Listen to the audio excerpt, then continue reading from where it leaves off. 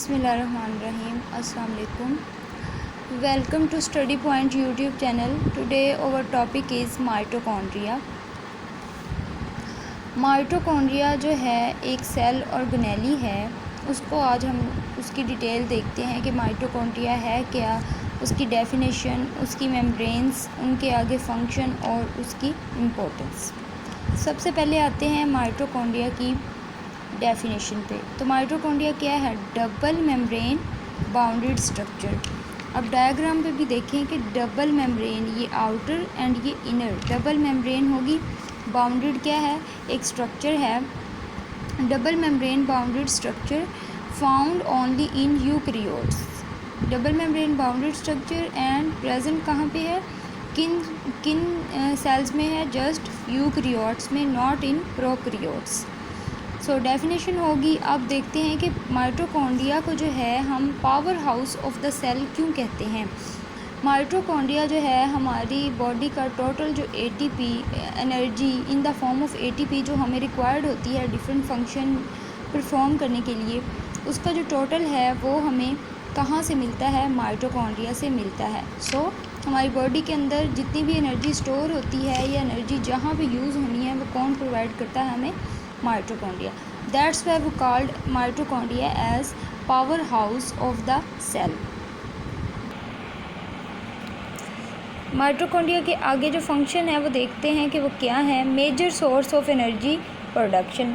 अभी हमने कहा कि जितनी भी एटीपी जो है, क्योंकि बॉडी को जो एनर्जी होती है वो एटीपी की फॉर्म में दी जाती है, वो जितनी भी एनर्जी है जो हमें चाहिए है वो जो माइटोकॉन्ड्रिया है हमें देता है। Major source of energy production. Second point is site for aerobic respiration. इसमें जो है वो एरोबिक रिस्पिरेशन भी होती है। एरोबिक रिस्पिरेशन जो है रिस्पिरेशन भी हमारी बॉडी में 2 टाइप्स की होती है, aerobic and anaerobic. Aerobic respiration जो है वो प्रेजेंस ऑफ ऑक्सीजन, मतलब ऑक्सीजन की मौजूदगी में होती है, और एनएरोबिक रिस्पिरेशन जो है वो in the absence of oxygen, मतलब उसमें जो है ऑक्सीजन नेसेसरी नहीं होती, हो या ना हो वो रिस्पिरेशन जो है वो टेक प्लेस हो जाती है। अब माइटोकॉन्ड्रिया जो है वो साइड प्रोवाइड करता है कौन सी रिस्पिरेशन के लिए? एरोबिक रिस्पिरेशन के लिए। नेक्स्ट अब हमारा जो थर्ड स्टेप है वो हमने देखना है कि मेम्ब्रेन्स, माइटोकॉन्ड्रिया की मेम्ब्रेन्स कितनी हैं और क्या उनका फंक्शन है। देयर आर 2 मेम्ब्रेन्स, हमने पहले भी देखी, outer membrane and inner membrane. 2 membranes होती हैं माइटोकॉन्ड्रिया की, called as outer membrane and inner membrane. Outer membrane जो होती है उसमें क्या होता है? आउटर मेम्ब्रेन जो है वो स्मूथ है, उसके ऊपर किसी किस्म का कोई जो है वो उभार वगैरह या कुछ ऐसा नहीं है, वो क्या है? प्लेन है एंड स्मूथ है। Outer membrane is smooth and जो इनर मेम्ब्रेन है, inner membrane have many infoldings. Inner membrane के अंदर जो हैं ये देखें, ये जो इनफोल्डिंग्स प्रेजेंट हैं ये इनर मेम्ब्रेन के अंदर प्रेजेंट है, ये वाली इनफोल्डिंग्स।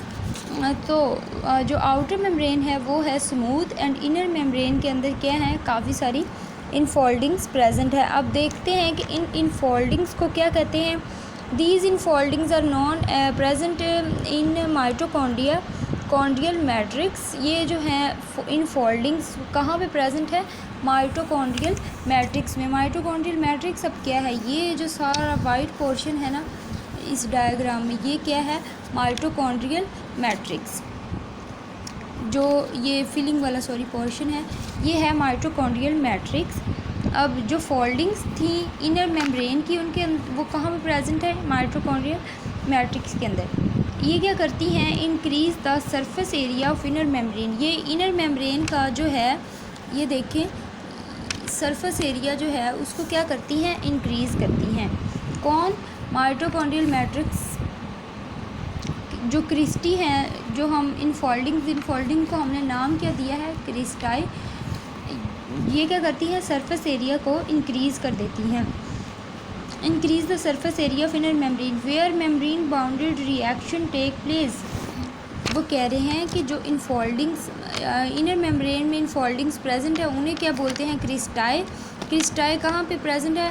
माइटोकॉन्ड्रियल मैट्रिक्स में। और करती क्या है कि ये इनर मेम्ब्रेन का जो एरिया है उसको क्या करती हैं? बढ़ा देती हैं और जहाँ पे बहुत सारे रिएक्शन जो होते हैं वो टेक प्लेस होते हैं।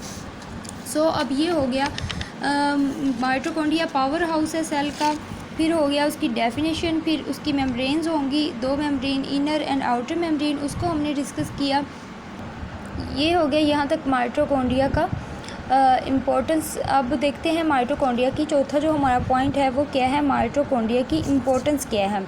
So power plant for animal plant fungi essential for creating energy over biological process. हमारी बॉडी में जितने भी प्रोसेस हो रहे हैं, रेस्पिरेशन हो रही है, फोटोसिंथेसिस हो रही है, या डीएनए आरएनए कोई अपना काम कर रहे हैं, तो वो जो एनर्जी चाहिए in the form of ATP, क्योंकि हम डायरेक्ट तो बॉडी में एनर्जी नहीं ना पहुंचाते, वो कन्वर्ट होके एक एटीपी एडिनोसिन ट्राइफॉस्फेट उसमें जो है कन्वर्ट होती है, और वो फिर आगे जो है हमारी ऑर्गेनेल्स को या हमारे पूरे सिस्टम को एनर्जी प्रोवाइड करती हैं। तो वो देते हैं कौन, माइटोकॉन्ड्रिया।